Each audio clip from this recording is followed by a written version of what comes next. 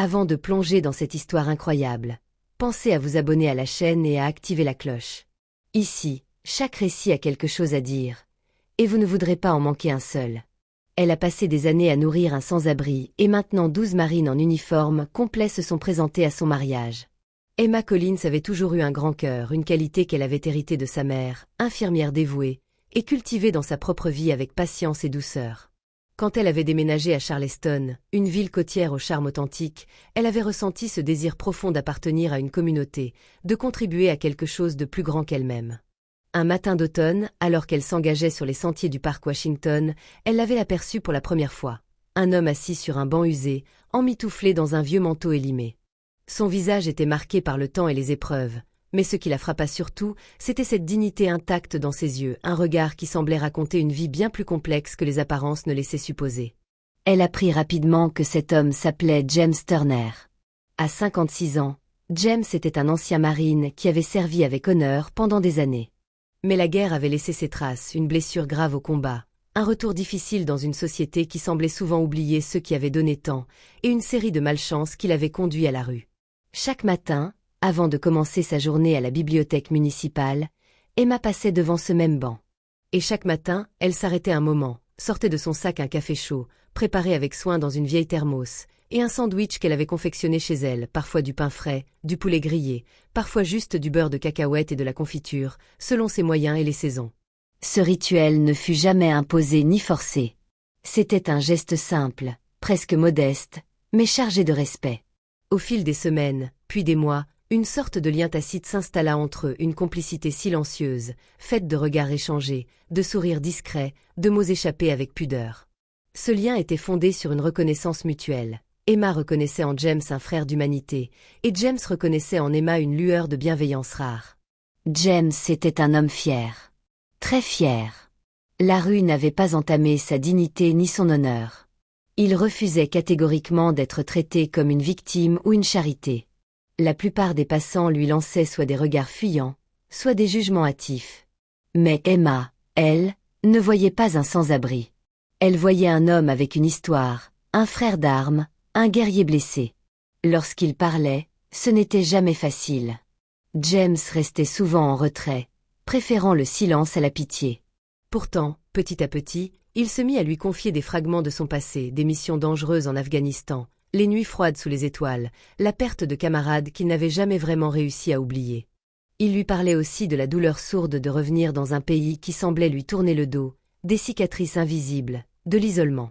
Emma l'écoutait toujours avec une attention sincère, sans jamais poser de questions trop personnelles, sans jamais juger. Elle laissait juste un espace sûr où James pouvait déposer ses souvenirs, son fardeau, sans peur d'être rejeté. Emma était assise dans le petit salon de leur appartement, entourée de cartons de décoration, d'échantillons de fleurs et de listes interminables.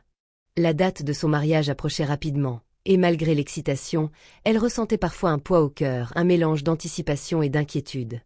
Mark, son fiancé, était à ses côtés, patient et attentif. Ils discutaient des derniers préparatifs lorsque la sonnerie de son téléphone retentit doucement. C'était un message de James. Curieuse, Emma ouvrit la conversation et découvrit une photo prise avec son vieux smartphone. Un petit carnet usé, dont la couverture était marquée par le temps. Elle le connaissait bien, c'était un journal de bord militaire, un souvenir précieux que James avait toujours gardé près de lui. Mais ce qui attira son regard, c'était l'inscription au dos, écrite à la main. « Merci d'avoir cru en moi.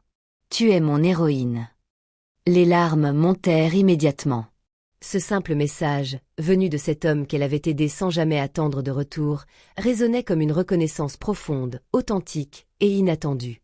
Cette nuit-là, Emma ne put fermer l'œil. Elle repensa à tous ces matins passés à lui apporter un café, à ces moments de silence partagés sur ce banc du parc, à la force tranquille de James. Il était plus qu'un sans-abri, il était un homme qui, malgré tout, portait une histoire de courage et de sacrifice.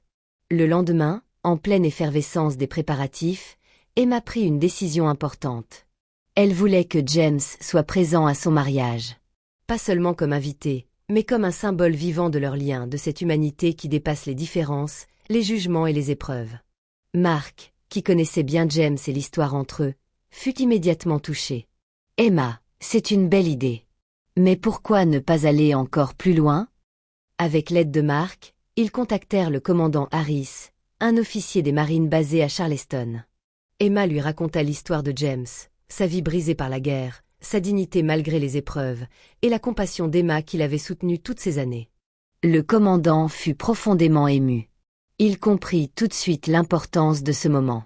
Il mobilisa 12 marines en uniforme complet, avec pour mission d'honorer James en participant à la cérémonie de mariage. Le jour du mariage. Le matin du mariage, le soleil baignait Charleston d'une lumière dorée, douce et pleine de promesses.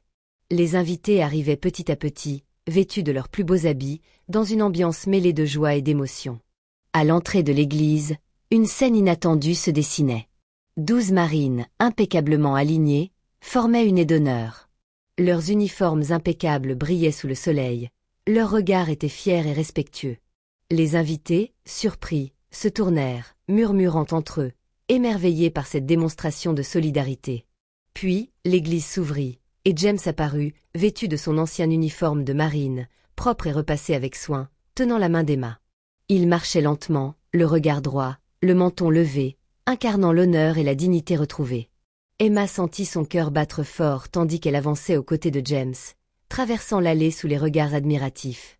Ce jour-là, alors que les derniers rayons du soleil caressaient les façades historiques de Charleston, la cérémonie ne se limitait pas à l'union d'Emma et Mark.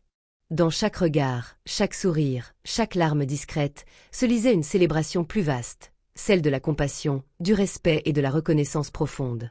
Pour James Turner, ce moment représentait bien plus qu'un simple mariage. Il y retrouvait une dignité longtemps oubliée, un espoir neuf qui s'enracinait au plus profond de son être. Marcher dans l'allée, entouré de ses frères d'armes, lui donnait la force de croire qu'il n'était plus seul, qu'il comptait toujours, malgré les cicatrices invisibles de son passé. Les 12 marines, alignées fièrement en uniforme impeccable, incarnaient cette fraternité retrouvée. Leur présence solennelle et respectueuse rappelait à tous que ceux qui ont servi méritent d'être honorés, soutenus et jamais abandonnés. Ils étaient là pour dire que le devoir ne s'arrêtait pas à la fin du service, mais continuait dans la solidarité et la reconnaissance. Parmi les invités, la magie opérait. Des familles, des amis, des inconnus se sentaient touchés par cette histoire humaine, simple mais puissante. Des murmures d'admiration, des sourires complices, des poignées de mains sincères se multipliaient, tissant un réseau invisible de bienveillance autour du couple et de James. Un engagement commun qui dépasse la cérémonie. Après la fête, dans les semaines qui suivirent, Emma, Mark et James se retrouvèrent souvent pour discuter de leur avenir, non seulement personnel, mais aussi collectif. Ils décidèrent de transformer cette énergie en action concrète.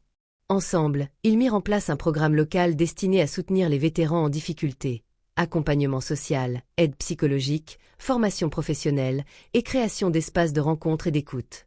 Leur initiative, portée par l'histoire qui avait touché Charleston, gagna rapidement en visibilité. Des bénévoles affluèrent, des dons furent récoltés, et la communauté locale se mobilisa.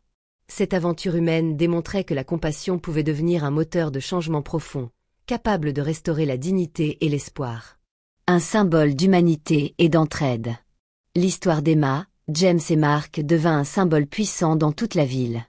Les médias locaux relayèrent leur parcours, inspirant d'autres à agir, à tendre la main, à regarder au-delà des apparences. Des écoles organisèrent des conférences sur l'importance de la solidarité, des églises intégrèrent ce message dans leurs sermons, et des associations se créèrent, cherchant à reproduire cet exemple. Au-delà de l'amour entre Emma et Mark, ce mariage était devenu un acte d'humanité, un rappel que chaque petit geste, chaque attention portée à autrui, peut changer une vie, parfois même plusieurs. Dans le cœur de Charleston, l'histoire de James, le marine retrouvé, et d'Emma, la femme au grand cœur, résonnait comme une invitation à ne jamais oublier ceux qui ont donné, souvent au prix de leur propre paix, et à cultiver ensemble un avenir plus juste et plus solidaire.